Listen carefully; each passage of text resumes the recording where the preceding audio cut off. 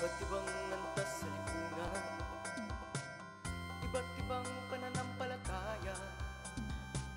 Bakit ba di tayo magkasundo? Kailan bang tunay na pagbabago?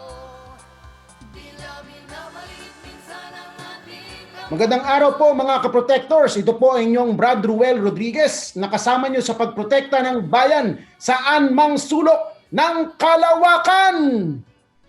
Welcome po sa ating third episode ng ating Season 2. Mga Pulis at Sundalo, Protector ko.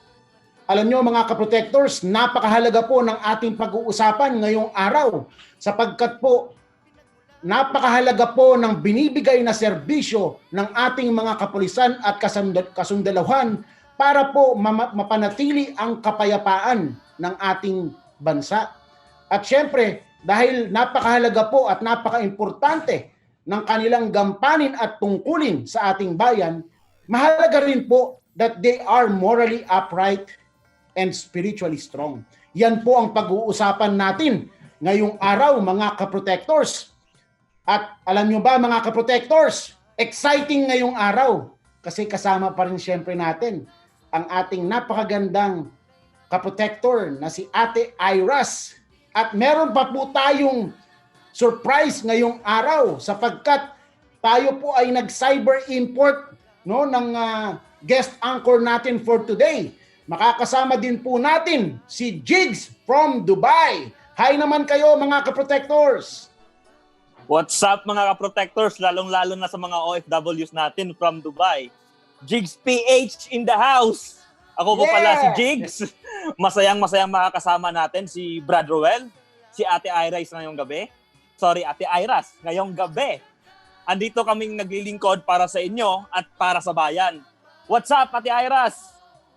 Ayun, Ate Iras po, hindi Iris. Hello po, ako po ulit si Ate Iras. Hello sa mga kaprotectors natin sa Luzon, Naimbag na Rabi, Apo, sa mga kaprotectors natin sa Visayas, maayong gabi kaninyong tanan. Mga kaprotectors natin sa Mindanao, Mapia Agagawi, Assalamualaikum, lalong-lalo na sa ating mga kababaihan dito sa Pilipinas at sa buong mundo. Dahil tayo ay nagkakaisang Pilipino, kakayanin po nating ma-overcome ang COVID-19 crisis na ito. Kaya I invite everyone to join us in a prayer, anuman po ang ating relihiyon o paniniwala. We offer this prayer po sa ating mga kababayang Pilipino, mga medical and health workers na ating frontliners, mga enablers, ating pamahalaan, mga supporters, ang simbahan, private organizations, mga prayer warriors, mga bayaning OFWs gaya ni Jigs, at para po sa ating inang bayan at sa buong sangkatauhan. Let us pause for a few seconds to remember those people who are sick, those who died due to COVID-19 and their families.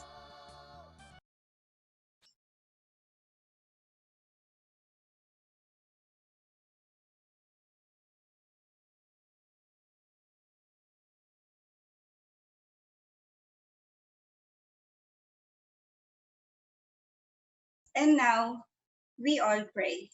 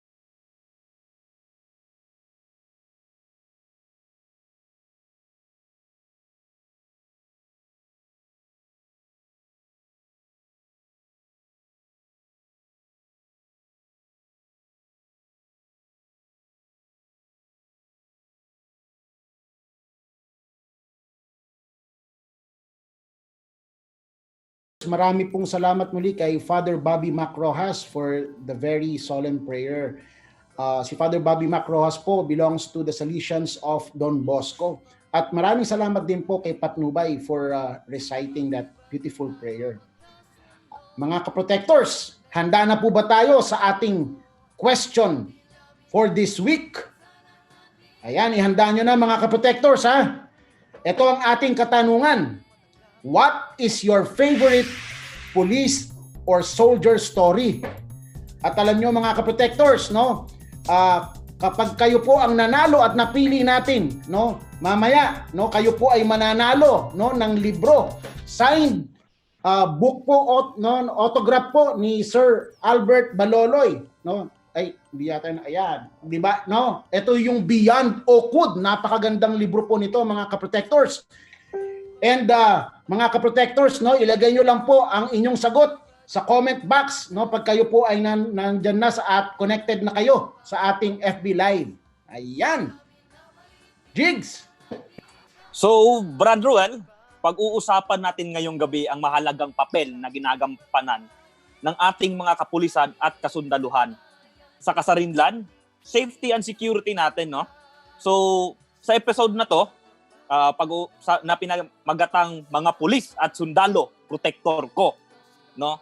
Para talakayin ito, sasamahan tayo ng ating mga guest speaker na si Colonel Dencio Acop, security, industry expert and consultant, Father Bobby Mac Rojas, SDB, and Albert T. Baloloy, author of Beyond Okud, a pastor, a family man, and reformist. Si Sir Albert rin ang makakasama natin sa Kaprotector in Action. Kaya abangan natin lahat yan, mga kaprotectors.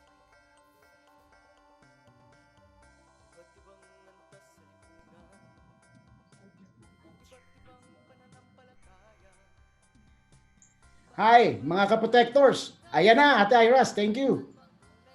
At syempre, dapat may kantahan. Meron tayong Kaprotector Entertains with our beloved regular here in Protector ng Bayan, Father Bobby Mac Rojas, SDB. Hey. At kanina, na-introduce na siya.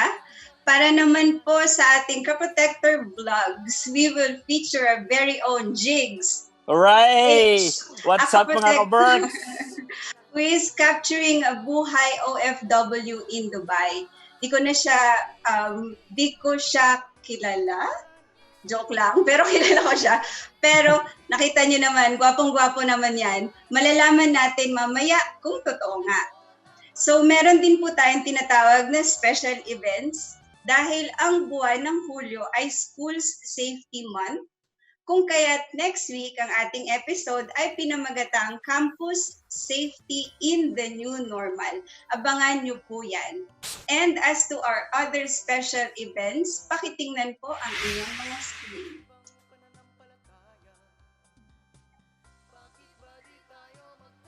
So just to highlight sa ating special events ay Nutrition Month, Blood Donors Month, din po ngayong July, ano? So mga kaprotectors, hindi po natin hahayaang ma-overcome tayo ng COVID-19 na to. COVID lang yan. So kaya may COVID-19 man o wala, tuloy-tuloy po ang ating serbisyo publiko para sa ating bayan, para sa inyong mga minamahal, naming kaprotectors, para sa mga Berks citizen.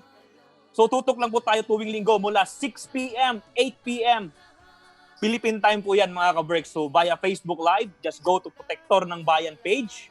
And we invite you mga ka-protectors to like, follow, and share. Ano?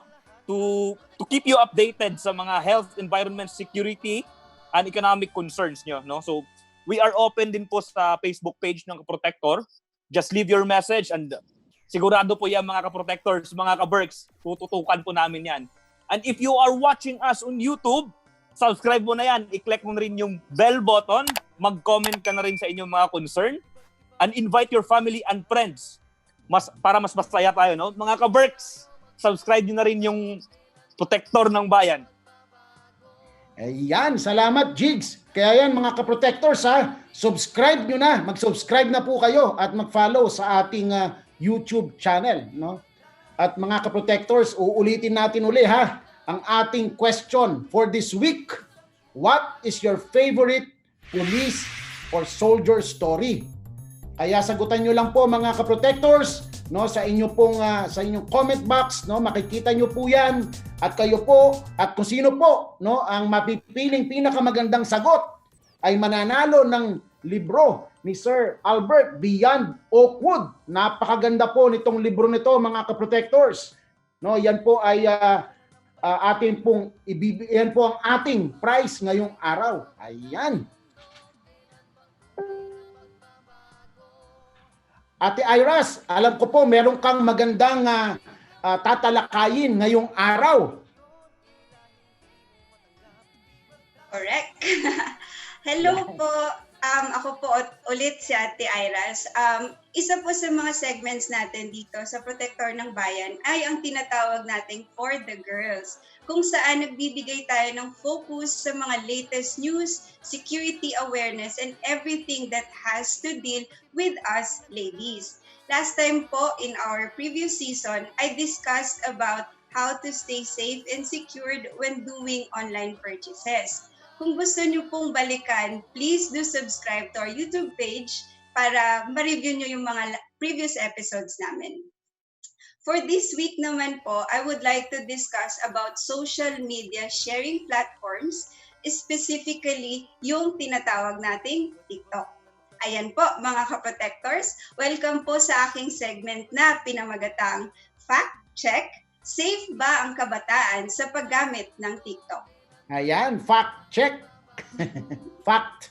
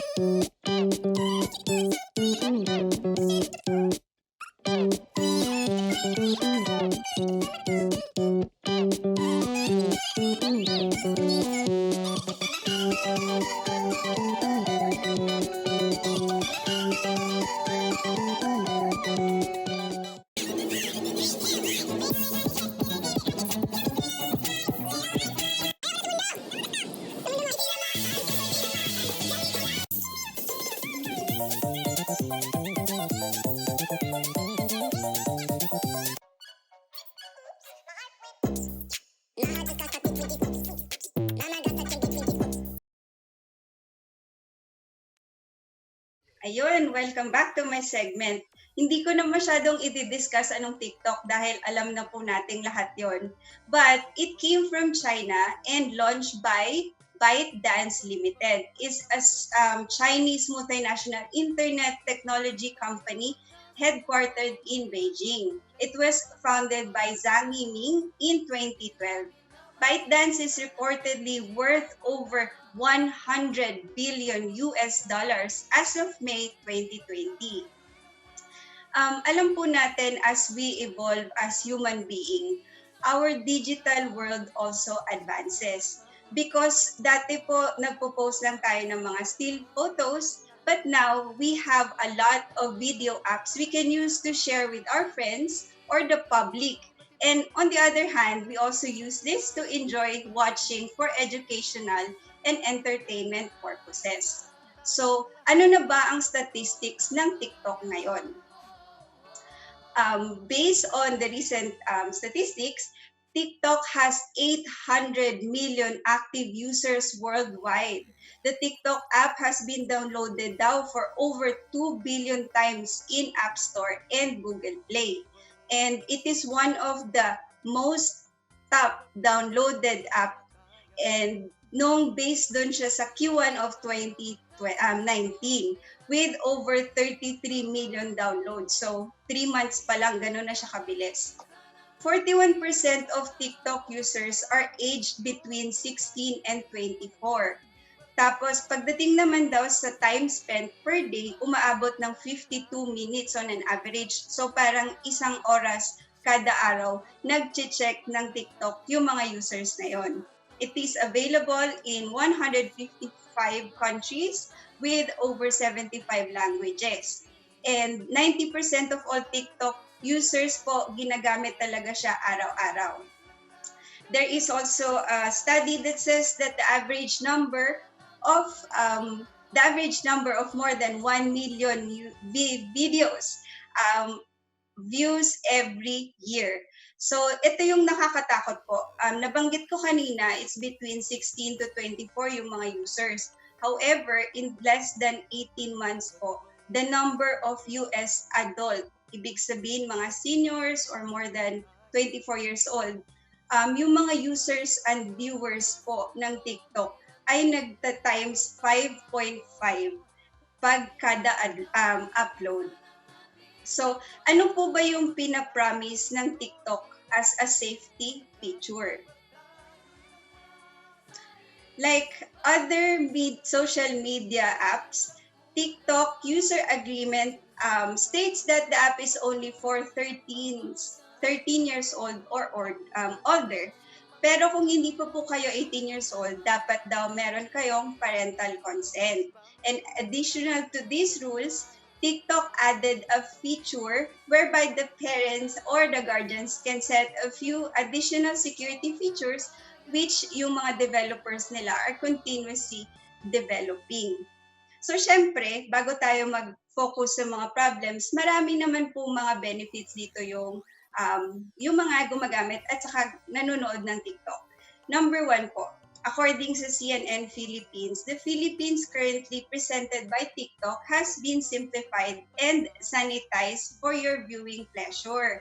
It is here to boost collective morale, not only offering sobering but bite-sized accounts in life of during pandemic.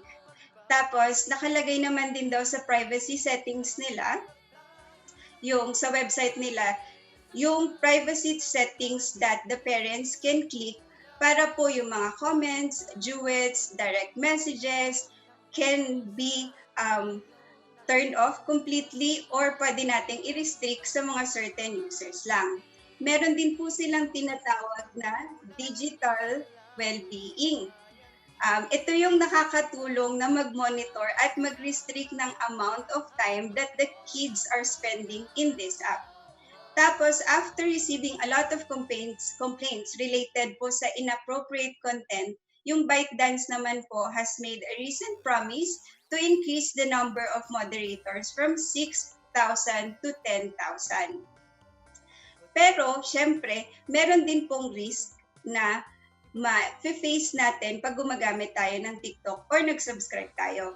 So, number 1, as of May 2020, TikTok is said to be non-compliant to COPPA, C-O-P-P-A.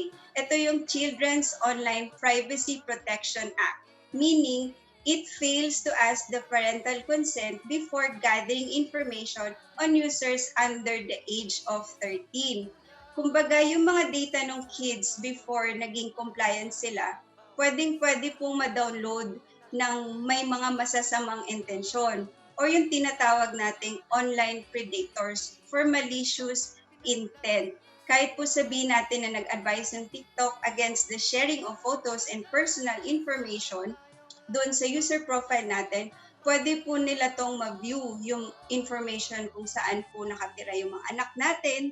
Ayun. So, 4 years po daw, sabi ni Josh Golin, siya po yung Executive Director ng CCFC, Campaign for Commercial Free Childhood, and CDD, Center for Digital Democracy. 4 years daw yung TikTok, ini-snub daw niya. So, therefore, yung millions na underage children napupunta doon sa marketing apparatus nila. Hindi natin alam saan napupunta yung data ng mga anak natin. Pwede po sa dark web, pwede po sa mga pedophile sites. So nakakatakot po talaga. And putting children to risk of sexual predation. So ngayon po, meron po silang final na case sa FTC and they're still awaiting for the trial. It also imposes a lot of security threat kasi many Androids and iOS apps developed by Chinese or launched by companies with Chinese links had potential of spy and malicious ware. Tapos kung mahina po yung security ng isang app, it is very prone to hackers. So, nung April 6 po, 2020, naglabas po ng mga statement ang Verizon, ang Forbes, pati po ang Checkpoint, a cybersecurity company in Israel. Sabi nila, get rid of TikTok. They are Chinese site that has no security hackers and child traffickers use it for malicious intent. So, having said that, the positive and the negative results of using TikTok, ano ba yung marirecommend ni Ate Iras?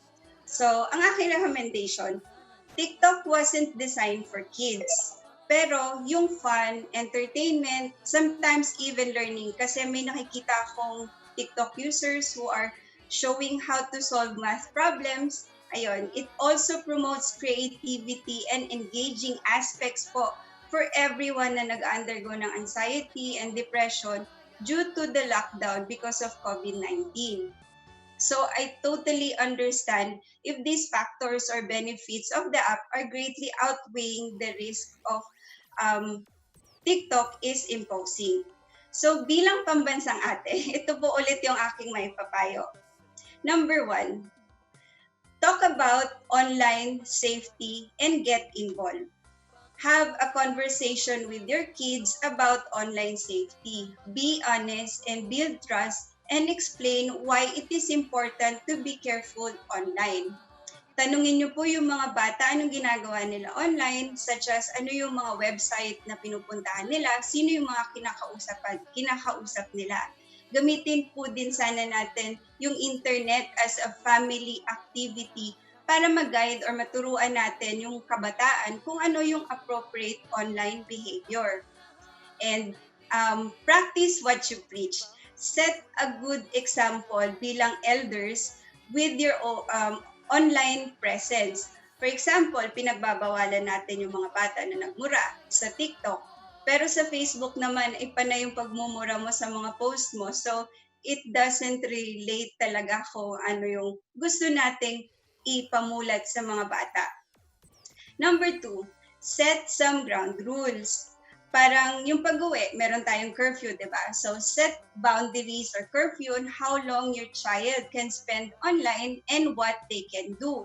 Kung pwede po, yung mga computers natin, ilagay natin sa common area para magabayan natin sila, makita natin yung mga sites na binivisit nila. Tandaan nyo po, pag nung lumalaki tayo, sinasabi nila parate na don't talk to strangers. So, ganun din po sana sa online. Remind your children that strangers online may not be who they appear to be. Marami na pong nagka-catfish ngayon. Don't allow your child unsupervised access to any device containing your personal, you as a parent or ate or kuya, na nandoon yung personal identifying information nyo at saka yung financial information nyo. Hindi nyo alam yung kausap nung anak or kapatid nyo, humihingi na pala ng pera to purchase this or not. Aside from that, what else can you do? So you don't have to be a cyber pro or techie talaga to protect your computer and network. Many new devices, computers, Wi-Fi routers, they come with a built-in parental controls that are easy to use. Pero na-overlook natin kasi hindi tayo aware doon. Pero meron talaga yon in an initial setup. So kung hindi po kayo sure, pwede po kayo magtanong.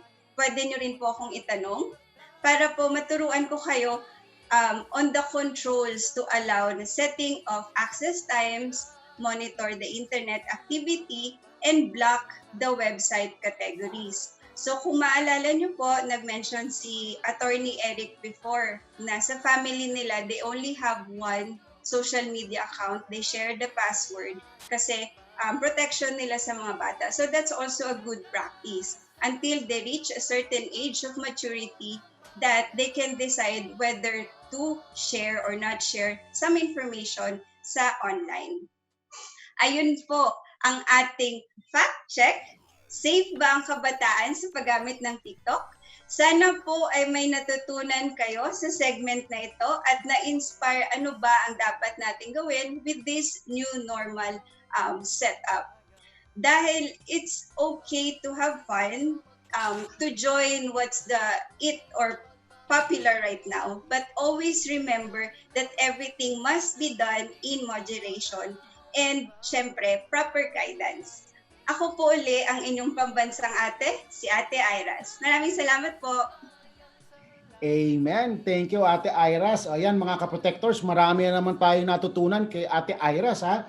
Nako, marami po dyan. Actually, di ba, Ate Iras, yung mga common sense really action, no, that we can take, no, bilang mga magulang, at syempre ganun din po yung mga kabataan. Kaya alam niyo mga kaprotectors, usong-uso kasi yung TikTok, although hindi pa ako nakapag-try niyan eh. Hindi yata ako magkasya dun sa camera eh. Hindi. Pero salamat Ate Iras sa napakagandang shinare mo ngayong araw. Ayan, mga kaprotectors, no? Huwag po nating kakalimutan na sagutin po yung ating tanong, ha? Ano ang inyong favorite police or soldier story, ha? At kayo po, no, yung pong mga nag-participate, pipiliin po natin yung pinakamagandang sagot diyan, no? At kayo po ay pwedeng manalo ng libro na sinulat ni Sir Albert Baloloy, Beyond Oakwood. Makakasama rin po natin siya today. Ayan mga kaprotectors. Ngayon po mga kaprotectors, no?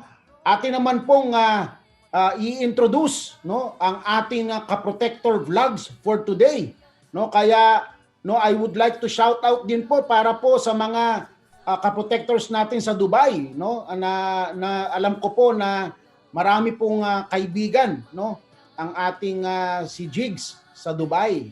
Kaya mga kaprotectors, no, atin pong subaybayan yan mamaya, no, yung kaprotector vlogs. Ate Iras. Ayun po.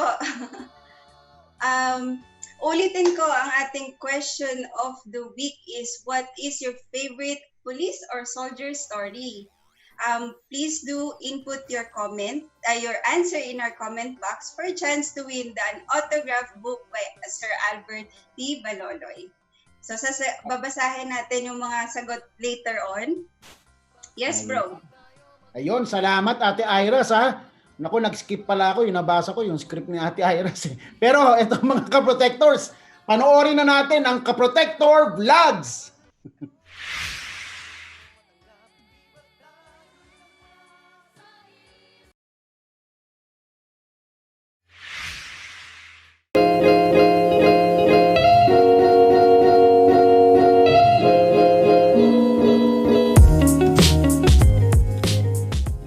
Alright, what's up mga ka-works? Work from home na naman kami kasi walang internet sa office. Gustong-gusto natin yan. Hindi na tayo magtatrabaho, magbablog na lang tayo today. Hooray!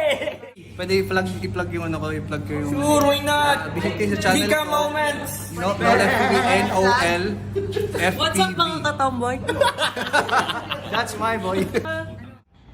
Ayun na, wala na yung mga kasama ko. Solong-solo na natin yung office mga ka-works. Nga pala, kung ikaw ay hindi pa citizen ng World of Works, pakiclick mo na yung subscribe button below. Huwag ka nang magpatumpik-tumpik pa at sumali sa aming kasiyahan. Alright, so sabi nga natin nung nakaraan, no, naka-receive tayo ng email from YouTube na sabi nila, congratulations Jigs PH, you have surpassed the 100 subscribers. And after that, nag-post tayo na magro-road to 200 tayo. At dahil sa inyo, sobrang niya akong pinabilib. Sobra akong na-amaze sa inyo lahat mga ka-Berks. Naging 400 na tayo kahapon. So kaya decide ako na maglaro tayo. Let's have fun, small celebration. Kasi I never expected this na sobrang bilis natin sa pagdami. And ngayon, road to 700 na tayo. Ka-Berks, tinutuon nyo talaga yung pag nag-road to 1,000 na tayo, maglalaro tayo ulit. Ginawa nyo ng 300 yung community natin. Sobrang bilis.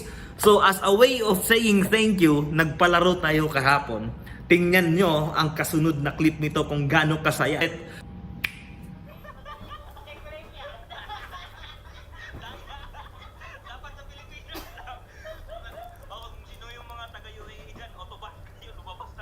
So ayun na nga, parang siniseryoso nyo na yung road to 1,000 mga ka-Berks, mga citizens ng World of Berks dyan! Mauubos na naman yung kaperahan natin sa inyo, pero di bali na, ang pinaka-importante mga ka-Berks is masaya tayo, di ba? Life is so short para ikaw ay maging malungkot. So ang purpose ng Jigs PH is upang manggulo, mambulabog, At yun na nga, sa mga winners natin, na sila Berks Reyna Gift Cabana, Berks April Adrian Torion, Berks Jarvie Jane Abok, and Berks Lowell Barangan. So, maraming salamat sa inyo at pakibalik na lang yung pera ko sa account ko kasi nauubusan na ako ng budget. Pero biro lang, pera biro. Maraming salamat sa inyong suporta sa Jigs PH. Sa mga hindi pa Berks citizen dyan, isubscribe nyo yan below. Makisali kayo sa aming kasiyahan. Bakit ganto? Bakit ganyan? Bakit ganto? Bakit ganyan? Bakit ganto? Bakit ganyan? Okay, so bakit tayo nagbablog? Alright. Bakit tayo nagbablog? Kasi ang purpose lang natin ng vlog na to, actually wala eh, diba? Nagpo-post lang ako sa YouTube and then suddenly, andyan kayo, bigla tayong dumami, bigla tayong naging masaya. So, ayun, ang purpose lang ng vlog natin, kumbaga nakita ko yung purpose is gusto ko lang mag-create ng community, gusto ko lang mag-create ng isang grupo, na gusto ko masaya, gusto ko puro lang kasiyahan, no? Kasi ang prinsipyo ko mga ka-Berks is life is so short, ba't tayo magiging malungkot, di ba? Ba't natin aksayahin yung oras natin sa pagiging malungkot? Ngayon, nasa 490. Road to 200 naging... Hooray!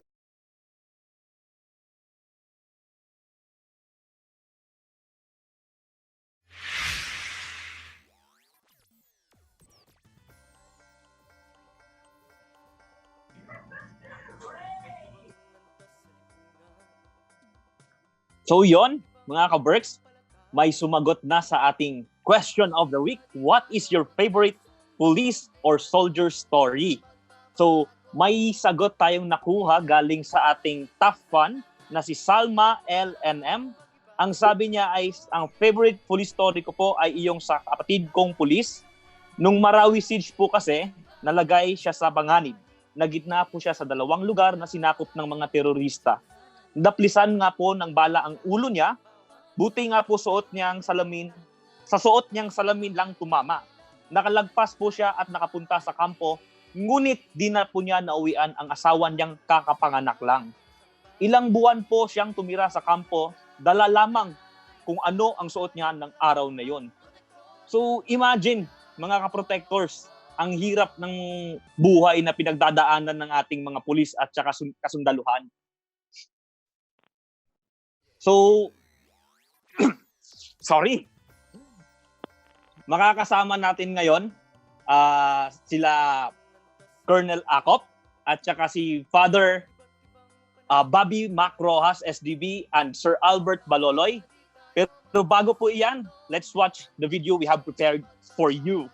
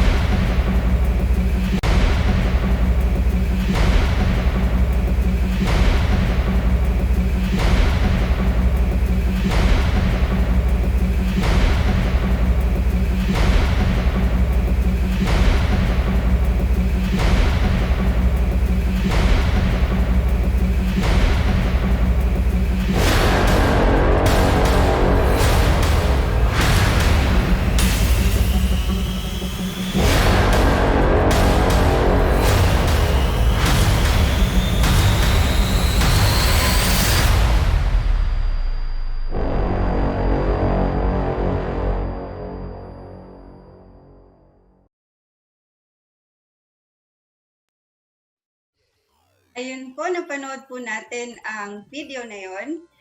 Bago po kami mag-proceed, I'd like to greet the following from watching from Facebook Live.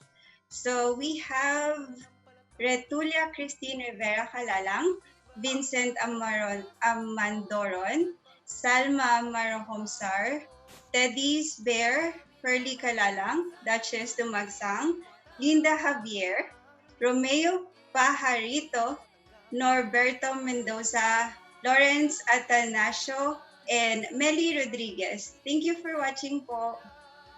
Kung mag-share po sana ako about my personal experience sa mga ating kapulisan at mga kasandaluhan, syempre po I came from Marawi and nakita ko po yung kabayanihan na pinakita ng mga sundalo na nandoon. And my brother is also an SPO1 police.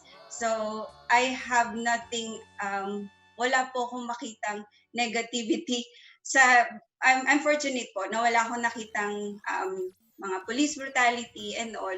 Pero yun lang yung personal experience ko. But watching the news in US where the Black Lives Matter happened, it's very, very sad. Meron din tayo dito sa local, yung naging encuentro po sa Cotabato between the police and the soldiers. So, ayun, hopefully later po matakil at mabigyan ng linaw ng ating mga guest speakers kung ano po yung mga possible causes and solutions po para maibalik natin ang tiwala sa mga taong nagbubuwis ng kanilang buhay para po ma-achieve natin ang karangyaan at ang peace dito sa Pilipinas. Ayun po. Ikaw, Berks, Jigs, anong masasabi mo? So yun, salamat Brad Roel and Ate Iras, no? So share ko lang din yung mga experience ko sa ating mga kasundaluhan, sa ating mga kapulisan, no? So marami na akong mga nakilala na especially yung sa panganganak ng mga misis nila, no? Wala sila doon sa tabi. So grabe, hindi ko matake kung hindi ko rin alam kung iba pa bang mas mahirap na profession bukod sa pagsusundalo at pagpupulis, no? Kasi buhay, lahat na isasakripisyo mo diyan eh. So bago sa lahat, no, gusto ko rin pala batiin ang aking pamilya diyan sa Hingoog City, Mindanao, Guanzon family, at saka Kinolpo family sa San Juan City, Manila. Sila Tita Edna, hello po sa inyong lahat diyan at sa lahat nating mga Berks citizen. So, bago tayo mag-proceed sa kasunod, tatanungin ko muna ang ating mga kaprotectors kung ready na po ba kayong ma-meet ang ating guest. So, let me start to our guest na regular na po sa show ng Protektor ng Bayan, si Colonel Dencio Acop, na isang security industry expert and consultant. So, sir, welcome back to Protektor ng Bayan, Colonel Dencio Acop, sir. Salamat, Jigs. I'm happy to be back. So magandang gabi po sa lahat na ka-protector and lahat po na nakikinig sa programa natin. Ayan, maraming salamat Sir Acop, sir. At makakasama rin po natin mga ka-protectors, no? Ang nagbabalik din po, no? Si Father Bobby Mac Rojas, no, SDB. Siya po ang Vice Rector of the Seminaryo ng Don Bosco. At alam nyo mga ka-protectors, no? Hindi lang po siya regular sa ating show. Siya rin po ay spiritual advisor ng Protektor ng Bayan. Welcome back, Father Bobby Mac Rojas. Father. Good evening to everyone. So I'm very happy to be back. As I've always told you, kung may tutulong ako, why not? Kung kayo ay marunong tumulong sa bayan, why can't we? Okay? So, my humble experiences, my knowledge, I would like to share also what I believe it would be good for the community. Thank you. At thank you, Father. Nako, mga ka-protectors, abangan nyo rin po mamaya. Merong performance si Father Bobby, ha? Napakaganda niyan. Nako, mga ka-protectors, makikita nyo. Excited na ako dyan. Very excited. Then to complete the lineup po, we have Albert T. Baloloy. He is the author of Beyond Oakwood. He is also a pastor, family man, and a reformist. Ayun po. Kaya bang mapakita, bro, yung libro? Ayun, sige. Welcome po, Sir Albert. Please greet our ka-protectors. Good evening sa lahat. At it's a privilege for me na ma-invite po ako ninyo And thank you, Brad. Thank you po sa lahat ng staff ng Protector. Sa kasama ko ng mga guests. Father Mac. Magandang gabi po. Thank you, sir. Ayan, mga ka-protectors, no? Dediretso na po tayo sa ating katanungan sa ating mga butihing guest. Para po ito kay Colonel Acop, sir. The Armed Forces of the Philippines is responsible for upholding the sovereignty of the country, supporting its constitution, and defending the territory against all enemies. Thousands of young men and women joined the military and the police. Sir, what was your motivation to join the military? And kung mamarapatin nyo po, baka pwede nyo namang i-share how old were you then nung nag-join po kayo? Salamat sa tanong na yan, Brad Roel. Actually, taga Baguio ako, no? So, motivation ko nung nag-join ako sa military, siguro ang motivation ko lang nakikita ko lang yung mga snappy cadets na naglalakad sa Session Road sa Baguio, kaya kaya nainganyo ako na mag-apply sa PMA nung nandun ako, no. No, but kidding aside, really, even nung bata ako, medyo parang nag-appeal sa akin yung yung pag nababalitaan ko yung mga veterano na nagsilbi, especially nung World War II para sa bayan natin. Parang pag naririnig ko yung istorya nila noon, parang I was so impressed with them, no? Na parang na gusto ko rin na maging ganun. Gusto ko rin na magsilbi. I always thought na pagka naidagdag ko yun sa aking magagawa sa buhay, para bang worthwhile yung buhay ko. So I was motivated early on to be. In fact, I was yung unang fray ko into the military was when I was siguro in third year high school. So batang-bata ako. Maybe I was 15, no? Nag-apply ako I aspired to be a CAT officer sa high school ko sa Baguio, Boys High, no? And fortunately, I even became the CAT Corps Commander, no? And then after that, nag-apply po ako sa PMA at the age of 16, but I found out I was too young. So sabi ng PMA, hindi ka pwede kasi minimum age 17. So nag-aral muna ako sa SLU for a year, and then later on, nung 17 na ako, nag-apply ako sa PMA na natanggap naman ako to become part of PMA Matikas Class 83, no?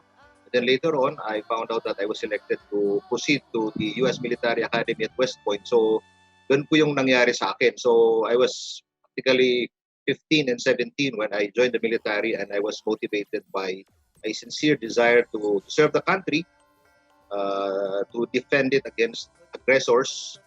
So yun po yung aking very, very lofty ideals at the time. And ganun po ang nangyari. Then I continued serving until almost 30 years. Thank you, sir. Thank you, sir. So medyo mahaba-haba din pala, Colonel Acop, yung service nyo, no? So thank you, sir, for your service, no? Hindi ko man siguro naabutan yung servisyo noon, pero for sure my parents did. So Sir Colonel Acop, sir, the next question for you is that for centuries, many courageous soldiers like you were wounded in the battle. And some even sacrificed their own lives to protect our nation and our people to ensure sustainable peace and freedom. So, ang tanong po, sir, what did you sacrifice in the name of duty for our country? Thank you for the question, Jigs, no? Medyo profound na question yan. Yung sagot ko naman, palagay ko, it is not really unique to me. It's quite common to all who have served, whether as soldiers or law enforcers. Ako naman, in particular, if only to share my own experience, nag-serve ako for almost 30 years, including cadetship of 4 years. So, syempre, pag nag-serve kami, nagsasakripisyo din yung mga pamilya namin. So, it is a continuing sacrifice both on the career and the personal aspects of life. No?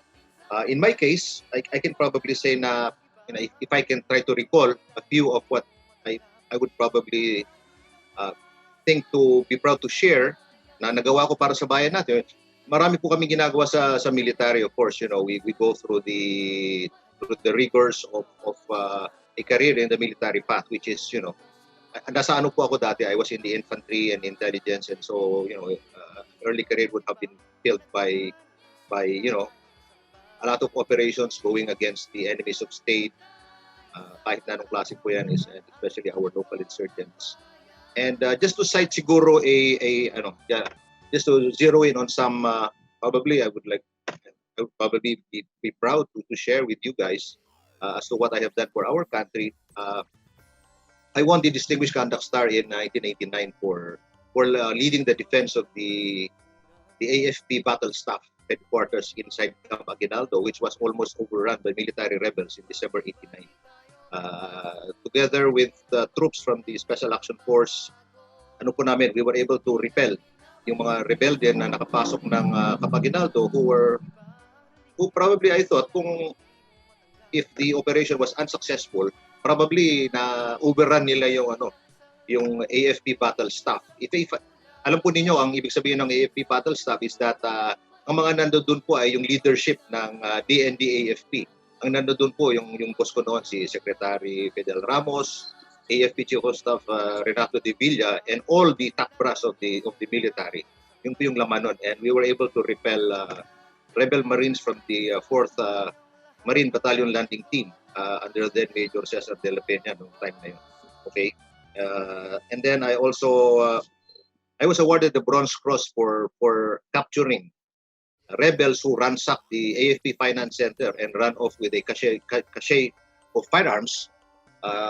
Naabutan po namin sila doon sa isang gate ng Camp Aguinaldo, and they were about to go out and then hand off those stolen firearms to the hands of military rebels at the Bureau of Customs, led by then si Billy Bibit, the late Billy Bibit, class of 72, among others. And then I fortunately po, sa awa ng Diyos, I was awarded the Presidential Medal of Merit by President Ramos for serving the first family during his time as president with moral excellence. And I'm happy and proud to share that with you guys. And of course, and a host of others. I really do not feel comfortable talking about them, talking about myself. Pero masasabi ko lang po ay these are the kinds of things that our soldiers and our policemen do for our country, and many of them are very, very honorable. They are unsung heroes. Many of them are unheard of. Sila po yung mga tunay na bayani. Kung minsan, it's quite unfair kasi lagi natin nababalitaan yung mga hindi magagandang nangyayari, pero sa totoo lang, marami talagang magagandang ginagawa ang ating kasundaluhan at saka mga kapulisan na hindi nakakarating sa atensyon ng publiko. Pero I know for a fact na marami kasi I was in the service before, initially with the Philippine Constabulary and then later on the Philippine Army. And marami po akong nakita na magandang ginagawa talaga ng ating mga very, very selfless talaga by our troops and policemen. Very, very, very selfless. I cannot say enough. Thank you. It's very humble of you, Sir Dencio. My question is for Father Bobby Rojas. Pero before that, I'd like to greet po muna yung mga viewers natin ulit. Okay lang po ba? MG Guanzon, Carmela Agustin, Nicole Dean, Mylene Valio, ID Bel Soriano Francisco, Carmela Agustin, Edmond Marcelo, Edna Rambaon Kinol, and Dennis Guanzon. Hello po sa inyo. Thank you for watching. Okay, balik po. Hi, Father Bobby. Given the recent news about the wrongdoings of some of the police and soldiers po, as a servant of God and a highly experienced educator and behaviorist din po, why do you think this is happening right now? First of all, I agree with my friend Sir Dencio. We have many good, very noble policemen and soldiers. We keep in mind that this is a vocation. If there are people taking care of the sick, the doctors, if there are people taking care of the intelligence, of the education of the children, we have the teachers. if there are people in the economy, where the economy is the bankers, if there is to take care of the soul, we have the religious, the priests, the pastors. But if we have to keep the peace and order in the country, then we have the soldiers, we have the police. It is a vocation, a calling. I was not called to become a soldier. I was called to become a priest. I have relatives who are soldiers in the army. Not so much. I don't have relatives. Yes, I have also relatives in the police.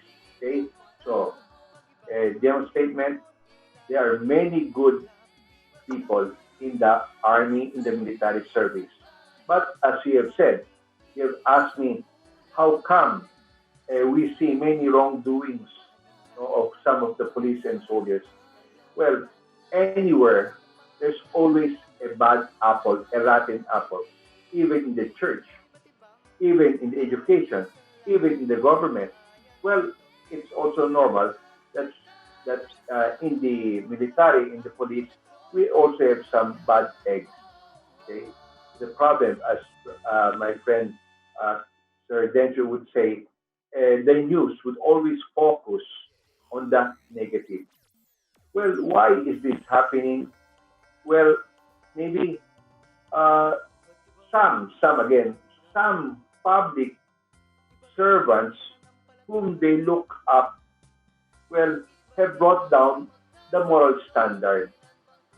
And so, yung nakakain ba sila sa system? As a young police, as a young soldier, they have very high ideals to serve the country, to protect people, to serve. But then, with some bad examples, nakakain sila ng system. Also, maybe some, I always say some, maybe they lack also the sense of God. I mean, they don't see the presence of God. Why are they here on earth? It's only a service. Just like to become a priest, I'm also a servant of the people. A soldier, a police, is also a servant. So, nakakalimutan, so doon pumapasok yung self-greed, yung makasarili. Okay? So, some would feel insecure. Bakit sila merong mayaman sila, but ako hindi? So, well, sad to say, these things are happening. And also, problema natin lagi, culture. Kahit saan, kapag may culture ng dishonesty, lahat, yung paglalagay, yung bribery, well, tumisan kasalanan na din ng tao. No? Na sila nag-bribe. Pero totoo yun, well, some people, only, yung example lang, may hinuling police. May naglalagay ng pera, okay? Ewan ko kung magkano, sabi niya, op, tingnan mo naman to. Tingnan mo yung rangko ko. Para ba yung humihingi pa ng mataas? Okay? So, well, that's the reality of life. There is always a bad egg. Just like in the gospel today, we have the good people, we have also the bad people. But God is still patient with us. Amen. Thank you po, Father Bobby. Ayan, mga kaprotectors, ha? The police and military service is a vocation. Ayan. Mamaya po, ihimay-himayin natin yan. Father Bobby, meron po akong follow-up question.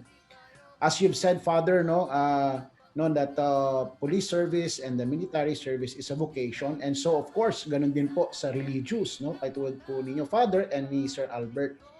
Sir, how can the church and other faith and religious groups better support our brothers and sisters in the police and military service in their values and spiritual formation, Father? Well, everything was up to formation. Okay? And it's a continuous formation.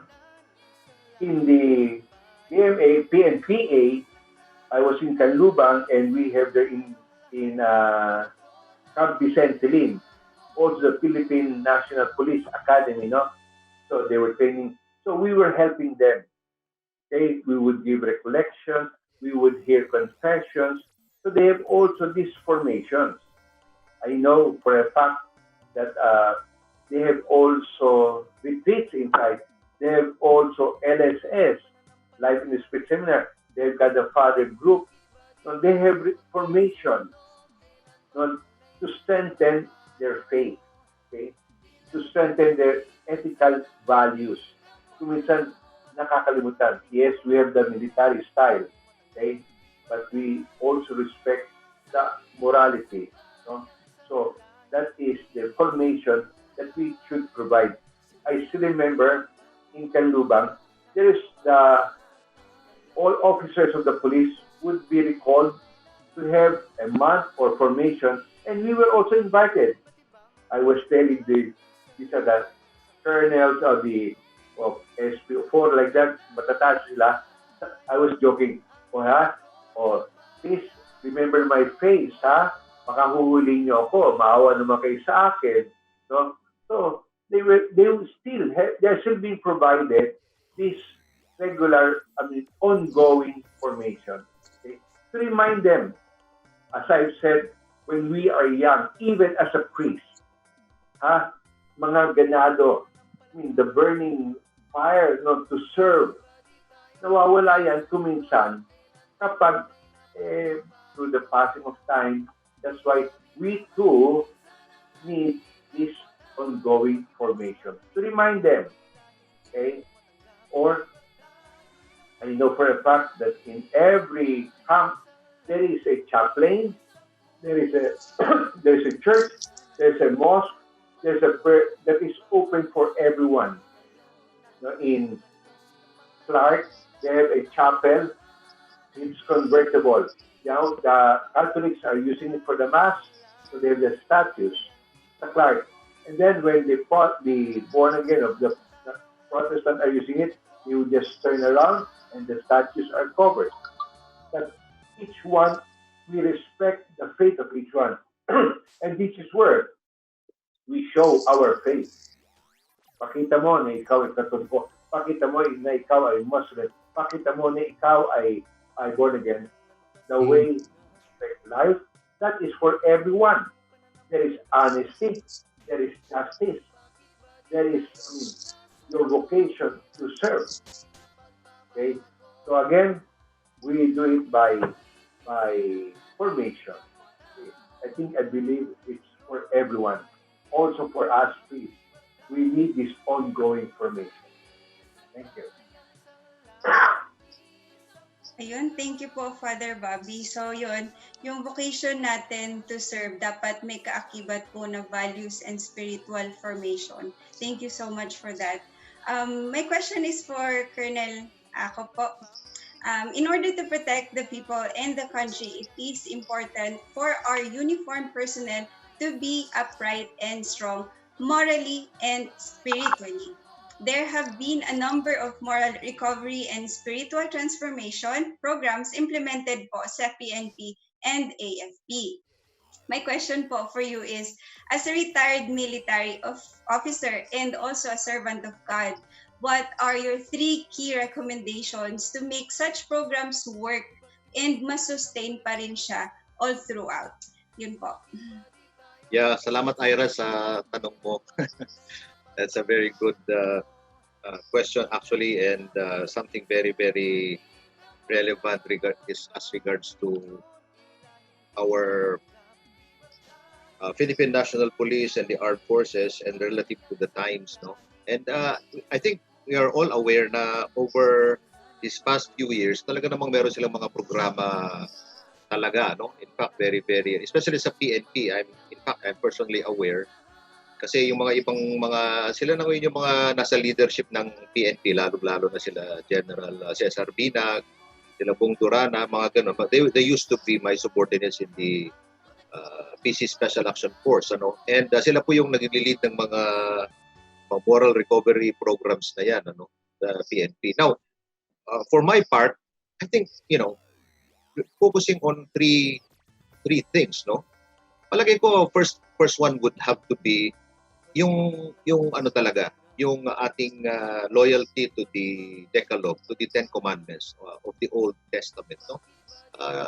Ano po yun eh, yun po yung kahit na halugugin natin ng kabuuan ng ating mga collections of books, libraries, and in schools and wherever. Yung Ten Commandments po yung naglalaman ng very very basic, very fundamental guidelines as regards how to live a moral life. Kasi kailangan po yun eh. Again, there used to be a time when wala pa itong mga ito. That's why nagkaroon nga ng di ba? Ng revelation from God nung unang panahon. Kasi prior to that, siyempre yung mga human beings, they just live their lives like animals. So there were no moral barriers or any, alam mo yun, yung how to do it and how not to do it. Walang ganun eh. Parang it was a free for all. And then all of a sudden, mabuti na may mga prophets tayo, And then through Moses, yun nga, pinarating ng Diyos yung Ten Commandments, ika nga, sa katauhan, which is we have now, malaganap na yun. Everybody does not have an excuse not to have been able to have read the Decalogue, the Ten Commandments. So, palagay ko, kung ang mga tao, particularly yung mga kapulisan natin, talagang i-observe yung nilalaman ng Ten Commandments na yun. I mean, with integrity, ibig sabihin, not just through lip service, but through action. Kasi, I have to emphasize that because posible rin naman na baka mamaya lip service lang, di ba? Pero in action naman, hindi naman talaga sinusunod din. So, it has to be with integrity. And it's very clear, I think. I think the Ten Commandments are very clear enough kung ano talaga yung pwede at saka kung ano yung bawal. Bawal kasi pag ginawa mo yan, nagkakasala ka, hindi lamang sa Diyos, kundi sa kapwa-tao mo. And you will find out down the road na if you go follow that path, that so-called road to perdition na yan, talagang pupunta ka talaga sa perdition. Kasi isipin mo na lang, di ba? Thou shalt not kill. Ikaw ba gusto mong patayin ka, di ba? For example, di ba? Thou shalt not commit adultery. Ikaw ba gusto mo bang someone would steal your wife, etc., etc., di ba? Or steal your property. So that's number one for me. Number two is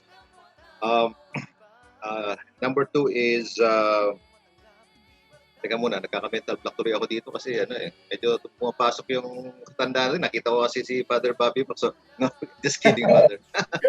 Okay lang po yun. Yeah. Sigurado, una-una yung Ten Commandments. Second is the rule of law, following the rule of law.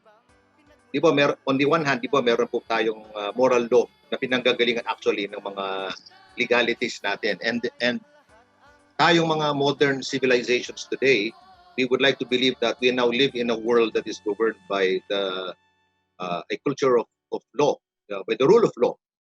The Philippines is no exception, right? We have all kinds of laws. We have a Congress that passes all kinds of laws through the decades, no? We have them. So, ang tanong lang po are we following them?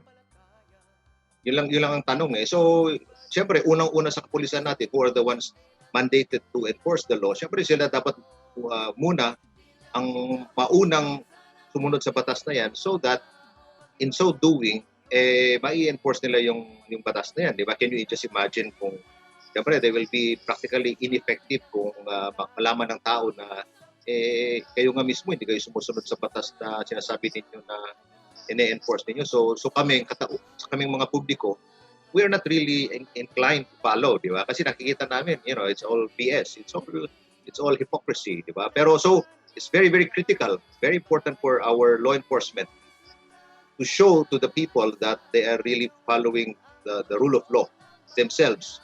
And so that they can enforce that same rule of law among the people, di ba? And thirdly, finally, I would like to say na it's really by example, leadership by example. By example, that's the third one. So, pagka yung mga leadership ng AFP or the PNP or the government or anybody really leading a vast organization, sumasang-ayon sa Decalogue and the rule of law, I really do not see how anything can go wrong with integrity, ibig sabihin, yung, ano yung sinasabi, yun din ang ginagawa. Yun ang catch doon. But if everyone does that, especially sa law enforcement na natin, I'm pretty sure na maisa sa ayos natin and magsasucceed yung moral recovery programs ng PNP at the AFP. Yun po. So, thank you, Colonel Acop, sir, no? Sana naisa puso at nasa isip ng mga kapulisan natin at sa kasundaluhan yung mga mensahe nyo. At ganun na rin sa ating mga kaprotectors. So, going back sa ating questions of the week, na what is your favorite police and soldier story? So, naka-receive tayo ng answers from our followers, no? Especially na nanggaling kay Miss Mylene Oy Valio.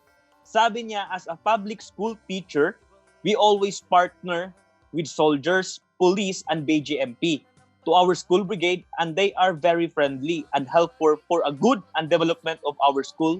In New Silang Elementary School, they are often invited to a school as speakers.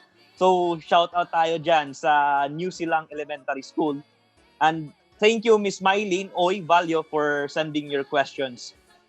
So, answers, sorry. So, going back kay Father Bobby Bac Rojas, Father, ito po yung katanungan ko. So, how can parents and teachers apply the preventive system of education of St. John Bosco in the values formation of our children and youth who are the future police officers, soldiers, professionals, and other leaders of our country? Thank you, James, for that beautiful question. When St. John Bosco was still young, his mother, Mama Margaret, taught him a very basic principle. And what is that? God sees you. God sees you. I may not see you. Your parents might not see you. Your teachers might not see you. But remember, whatever you do, even in secret, God sees you. And Don Bosco learned this very well. One time, if I may share, well, Mama Margaret went to the market and said, "Oh, Johnny, take care of the house, clean well, know when I come back, I'll bring something for you." "Okay, Mama." And Johnny was cleaning the house, and then he saw a jug of cookies, and he was tempted. So while getting the cookies on top of the cupboard, he accidentally hit the container of oil. Bumagsak, nahulog. Pinunasan niya kaagad, no? Para hindi mahalata, para hindi siya mapagalitan. But then, when Mama Margaret came, na-consensya si Don Bosco, kinuha niya agad yung patpat. Mommy, how was your trip to the market?" And then, Mama Margaret felt that something is wrong with her son, Johnny. And so, Johnny said, "Mama, here is the steak. I was tempted to get the cookies and I broke the container of the oil. I'm sorry. I was tempted to tell a lie, but then I remember what you taught me. God sees you." I think Don Bosco grew up, and in that system, his purpose in education is very simple, and that is the strength of Pulis here. To produce good Christians and honest citizens, or upright citizens. We are children of God, okay, our religion, but we are also citizens of our country. We want that our students would be worthwhile citizens, that they will not be thinking only of themselves, but think of the good of the country. So teach them how to be honest. Simple. Ang ganda ng sinabi, day pa ng pare si Colonel Dencio, no? The Ten Commandments. Yung simple ba na, di ba? Love God with all your heart. Lahat ng commandments the Ten Commandments can be divided into two. The first three: love God with all your heart, with all your soul, with all your strength, respect the name, honor God, understanding. And then the fourth to 10 is to honor, to love your neighbors. So if you love your neighbors, you will respect your parents, you will not kill, you will not hurt people, you will not steal, you will not get the wife of your neighbors. No, you respect, again, simple. Do to others what you want others to do unto you. See? You want people to respect you, you respect them. You want people to be honest with you, then be honest with them. Again, it's a challenge how to this integrity, to be what you are in front of people and when you are alone. To practice, to walk the talk, even for us priests. It's easy to preach. It is very hard to practice what we are teaching. Also, in executing the laws, we have many laws, but are we also practicing? Are the police also practicing no parking? And then they can have the excuse one way, but since they are police, they can go to any way, in any direction. So we walk the talk, we practice what we preach, and remember, everything that we do has an effect to us, to ourselves, but also an effect to others. Okay? So we teach the children, our children, to be honest, to know what is good, what is bad. Okay? As simple as that. Even before the Ten Commandments, there is the natural law. What is that? As simple as this. Do good, avoid evil. If it's evil, then don't do it. It would hurt people. If it's good, then do it. Thank you. Thank you, Father. No, nako, talaga napaka-importante po nung binanggit ni Father, no, kasi mahalaga po mga ka-protectors na nagsisimula ang lahat niyan sa ating tahanan. Naalala ko tuloy yung kwento ni St. John Bosco na yan kasi nung grade 1 ako sa Don Bosco or grade 2, no, si Father Sukeli, yung vice rector namin noon, naalala ko. Kasi mahirap ako noon eh. Kaya pumupunta ako sa mga pare para makakuha ng pagkain. Eh si Father, meron siyang rule sa biscuits. Kailangan, no, ang naalala ko noon parang hanggang 3 lang yung maximum ko. Pero nasobrahan ko. Kaya lang yung mga ka-protectors nung sinundo na ako ng nanay ko galing sa kanyang pagtuturo, no, kasi government teacher yung aking nanay, yung SPED teacher. Nanonood pala si mama ngayon. No, ay ginaya ko si Don Bosco kaya nagtataka yung nanay ko bakit meron akong tinatago sa aking likuran. No, kumuha talaga ako ng patpat, no, kay pinutol ko yun ano sa quadrangle. At inabot ko sa nanay ko kaya nagtatanong siya, anong nangyari anak? Anong problema? So inexplain ko sa kanya. Pero really at that very young age, no, naiintindihan ko na, no, ano yung nagawa ko, no, ano yung tama ba yung ginawa ko or mali yung ginawa ko. Kaya napakahalaga po niyan mga ka-protectors, no, mga magulang, no, na ating pong subaybayan at gabayan ng ating mga anak. Ayan.